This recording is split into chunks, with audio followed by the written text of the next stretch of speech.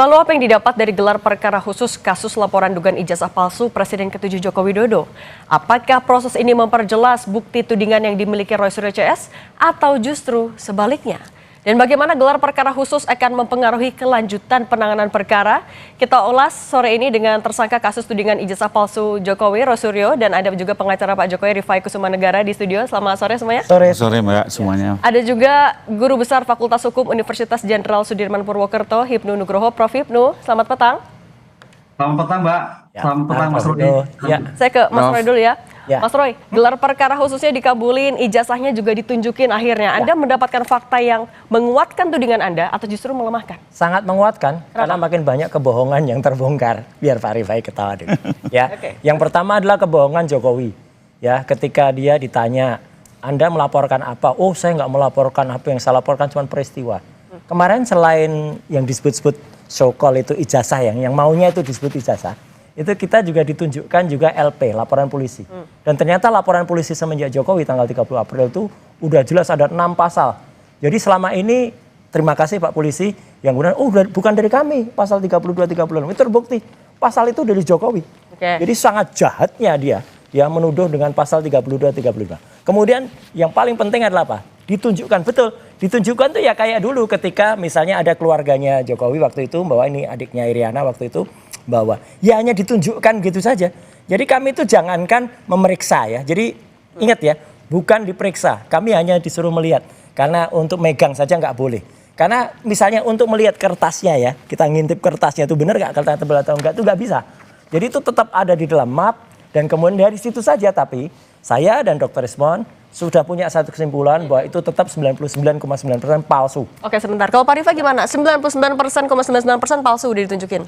Oke, saya komentarin dulu tentang LP ya. Jadi ini isu yang baru dibangun Mas Suryo nih. Jadi publik bisa mengikuti media sejak awal kami sudah menyatakan laporan kami adalah 310, 311, 32 dan 35 ITE. Jadi ini sesuatu yang sudah kita jelaskan berkali-kali, semua orang tahu, lalu sekarang dibangun isu baru seolah-olah kami tidak pernah menyatakan itu.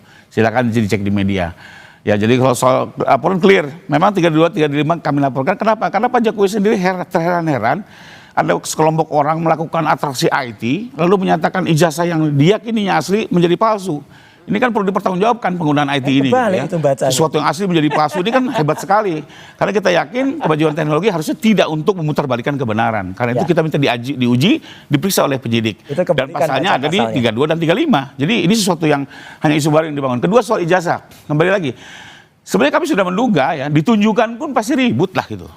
Jadi nggak ada manfaatnya juga. Cuma kemarin karena Pak Direskrim mengambil kebijakan untuk menunjukkan ya kita oke-oke aja. Karena kita nggak takut kok. Sudah diperiksa lapor juga itu barang asli ya. Dan yang menarik satu, minggu lalu Mas Suryo di tempat ini juga menyatakan bahwa ijazah itu harus ada watermark dan emboss. Nyatanya barang itu ada, jelas terlihat ya. Nggak bisa dilihat. Ada, nah itu kembali lagi semua orang melihat itu kok. Kemarin semua yang keluar dari ruang gelar juga diwawancara mereka melihat itu. Nah sekarang disangkal oleh beliau.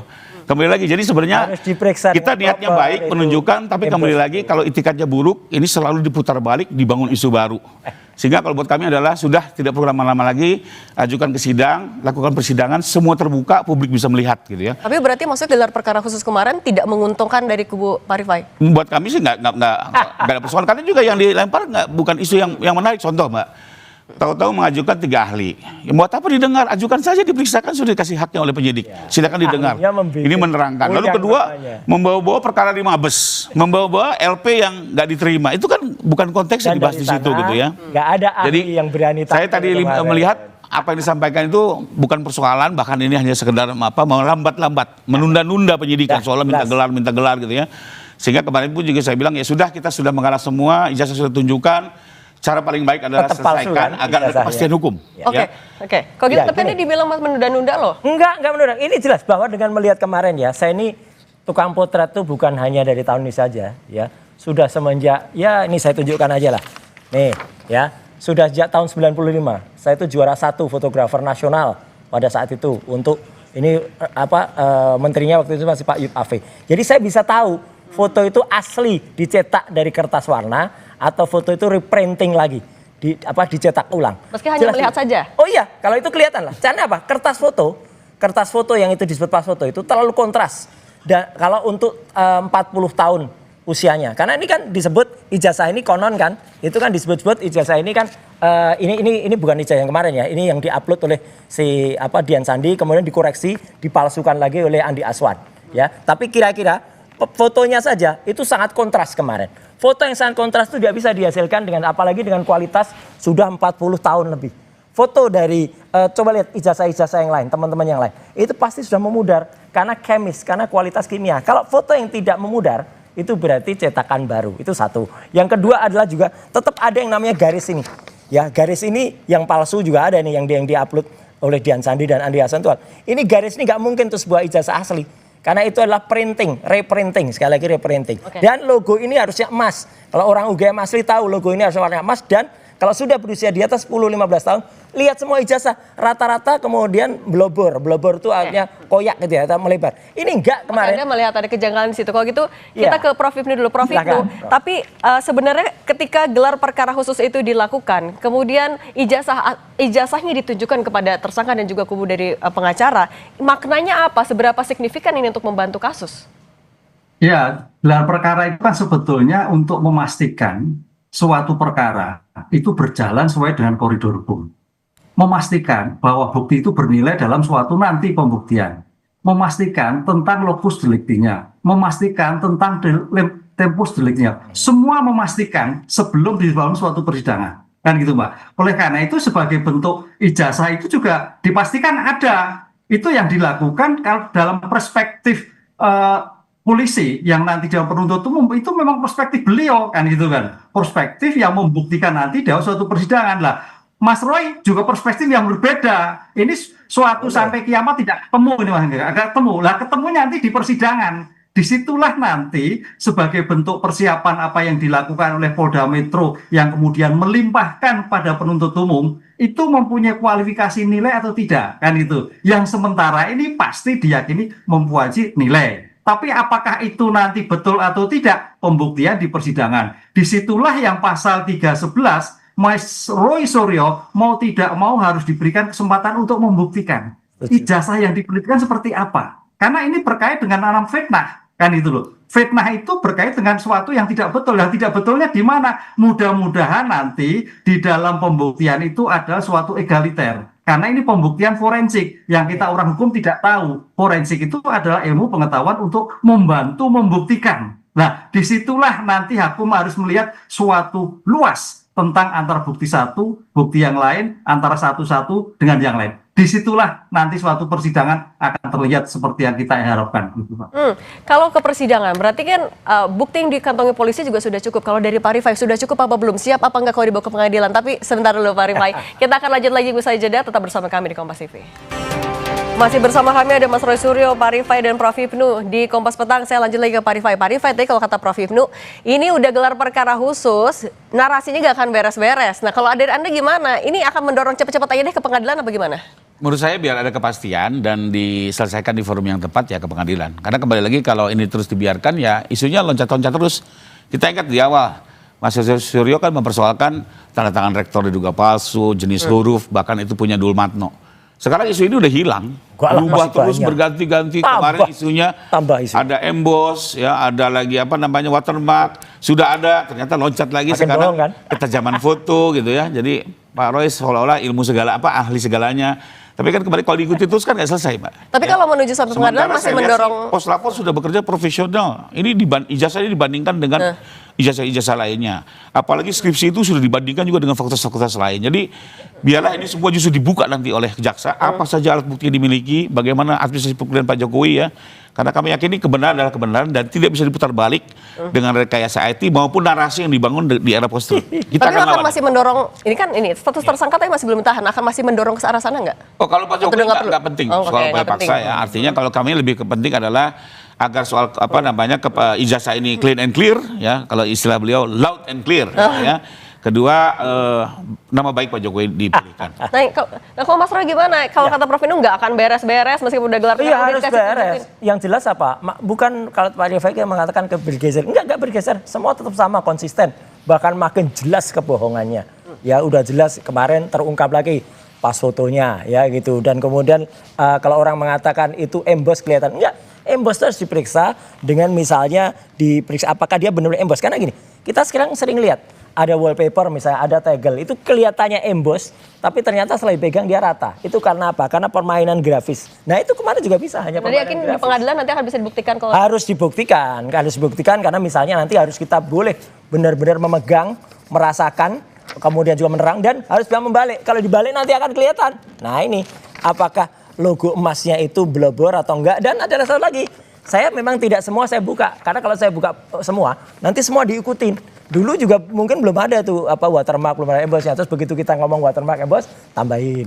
Belum ngomong ini, tambahin. Gitulah. Jadi sebenarnya kita tahu lah semuanya. Karena apa? Karena yang ada di KPU itu kan nggak ada semuanya. Embosnya nggak ada, watermarknya nggak ada semua. Tambahin masih sedikit-sedikit katanya Pak Rifai. Bener nggak? Kan? Ya, masyarakat juga tahu lah. Ini kan fitnah nih kayak begini-gini ya.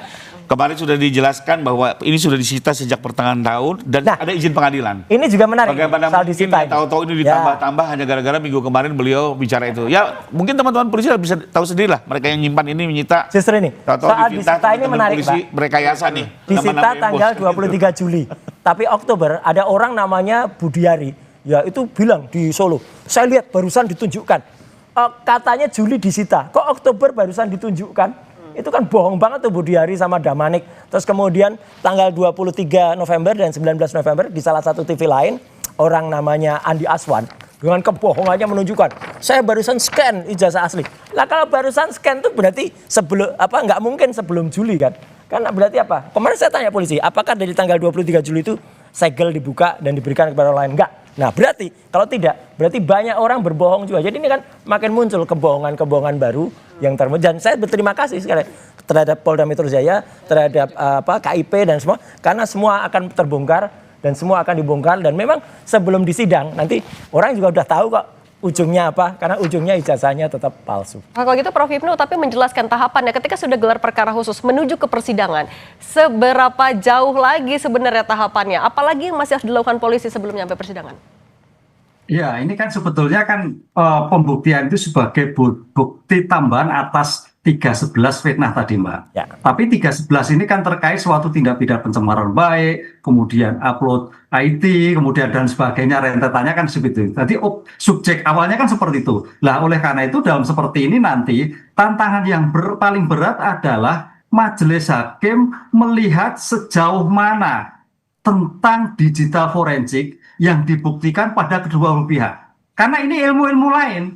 Hakim sarjana hukum, jaksa sarjana hukum, penuntut umum sarjana hukum. Sedangkan ini adalah ahli digital yang bisa mempercayakan. Maka dalam konteks hukum sebagai keterangan ahli forensik itu nanti keterangannya bebas. Bisa dipakai, bisa tidak oleh hakim. Sepanjang hakim melihat sebagai bentuk apa yang terjadi. Apalagi nanti dalam KUHA baru, nah ini yang menarik, adalah ada pengamatan hakim. Pengamatan hakim yang luas dari pembuktian yang awal sampai pembuktian sekarang diberikan keleluasaan. Kalau dulu kan petunjuk. Ya. Dengan demikian tantangan seperti ini akan melihat mana yang benar. Itulah nanti akan dilihat dalam konteks KUHA baru sebagai pengamatan hakim dari sejarah panjang proses pembuktian sampai di dalam proses pembuktian di persidangan yang menggunakan ahli forensik. Di situ tantangan yang paling cukup menjadikan perhatian kita. Sudah ada 22 ahli. Ya. Sudah ada 22 ahli. Nah, tapi kita ke Mas Roy dulu ya. Mas Roy. Nah, menuju ke pengadilan nantinya, apa yang Anda lakukan, apa yang Anda siapkan, pede enggak apa yang Anda tudingkan akan terbukti justru di pengadilan? Sangat pede, karena kemarin pun kita mengajak sudah 3 ahli ya kemarin. Ada ahli yang sangat profesional dan sangat pengalamannya, Prof Tono Saksono. Ada satu ahli Dr. Ridho Riwadi. Kemudian ada juga Dr. Ridho Rahmadi. Kemudian ada ahli pidana. Yang ahli pidana bahkan berkonsultasi dengan sangat bagus kemarin dengan Pak Dileskrim dengan Pak Propam ya, bukan Pak Propam, Wasidik ya. Kemudian bahkan mengakui nanti kalau ada berarti ada beberapa prosedur yang salah yang itu harus dipenuhi. Terus kemudian beliau perintah penyidik coba cek dulu langkah-langkahnya udah betul atau belum. Nah jadi dari situ udah kelihatan kalau kemarin tuh banyak sekali proses-proses yang tidak tepat. Dan kemarin dengan ada 3 ahli itu aja dan bahkan kita nunggu kemarin katanya ada ahli IT juga yang mau dihadirkan oleh pihak sebelah ya, pihak Pak Rifai. Kita tunggu dari awal sampai akhir nggak muncul tuh hidungnya itu yang namanya Joshua Sinatila. Nggak muncul-muncul kenapa tuh Pak Rifai? Awalnya sudah didengar oleh penyidik, 22 Nggak berani orang. tampil dia. Nggak perlu dimunculkan, nanti baru disidang. Karena begini, Ya, karena barang bukti itu kalau ditunjukkan di awal-awal justru bisa menjadi merintangi penyidikan. Ya, makanya mungkin Prof. Rino bisa meluruskan nih bahwa ada barang bukti yang bisa ditunjukkan ke tersangka, ada barang bukti yang nanti di persidangan. Misalnya kalau hasil kejahatan betul dikonfirmasi, tapi alat bukti lain nanti di sidang. Nah, nggak berani nih nutupi kebenaran ini. CCTV video itu nanti di ujung saja. Nanti baru diperdengarkan di waktu yang tepat. Justru kalau semua ditunjuk-tunjukkan, mulai membangun alibi-alibi, mulai pembelaan-pembelaan secara tidak tepat gitu ya. Ya, kembali lagi ini memang aturan sidang seperti itu. Dan kita kalau saya sih kembali lagi, kita dorong ke persidangan segera. Publik menilai secara terbuka.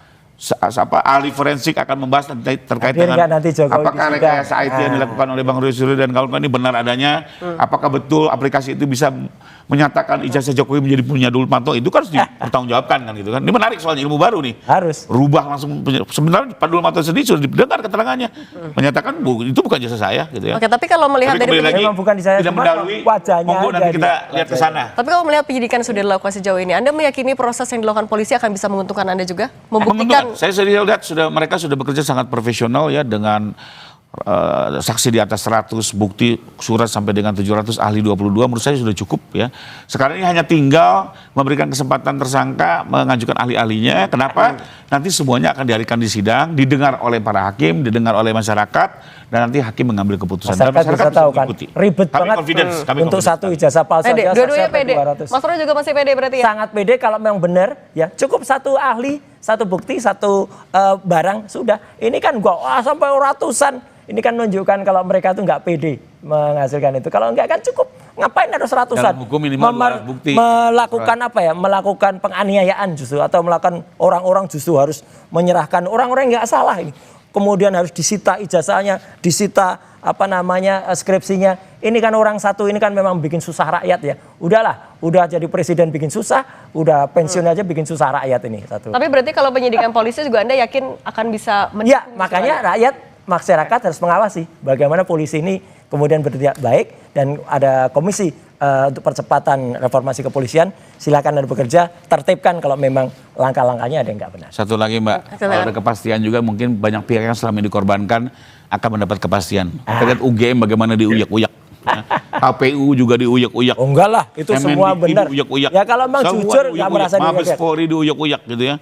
Nah, UGM justru kasihan. Mudah-mudahan kalau ini clean and clear, Dias Natalis tersebut juga nama baiknya akan 3 hari lagi. Jadi kita dukung untuk harusnya bangga punya mesin AI, tapi mesin AI-nya malah dibredel. Oke, clean and clear-nya biar di persidangan ya nanti ya kita tunggu. Iya, kita tunggu itu ya. Oke, Pak Rifai Kusumanegara, Mas Roy Suryo, Prof. Hipnu Nugroho, terima kasih sudah berbagi bersama kami. Terima kasih. Sehat selalu semuanya ya. Terima kasih Pak Rifai. Terima kasih Mbak Cindy.